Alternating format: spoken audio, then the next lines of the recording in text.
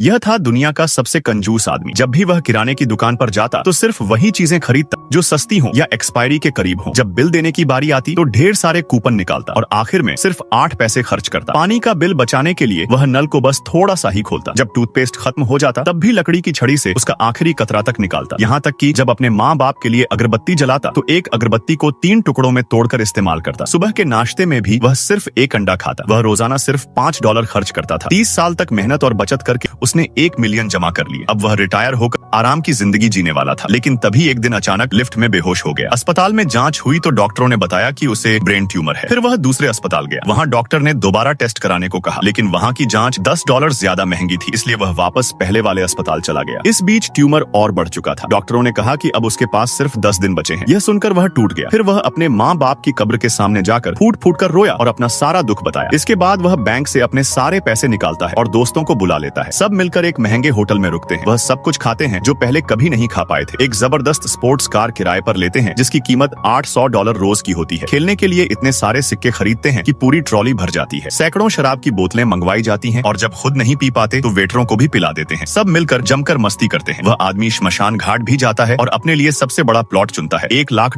के नकली नोट खरीदता है जो मरने के बाद जलाए जाते हैं। वह मरने वालों वाला मेकअप भी करवा लेता है ताकि सब पहले से तैयार रहे। आखिरी दिन वह अपने घर लौटता है। वहाँ रखी हुई एक्सपायर हो चुकी सॉसेज खा लेता है और थोड़ी ही देर में बेहोश हो जाता है। उसके दोस्त उसे तुरंत अस्पताल ले जाते हैं। जब उसे होश आता है तो डॉक्टर बताते हैं कि उसकी रिपोर्ट गलत थी। उसे ब्रेन ट्यूमर था ही नहीं, असल में उसे फूड पॉइजनिंग हुई थी क्योंकि उसने खराब चीज खा ली थी। यह सुनते ही वह जोर जोर से रोने लगता है क्योंकि उसने अपनी पूरी जिंदगी की कमाई कुछ ही दिनों में उड़ा दी।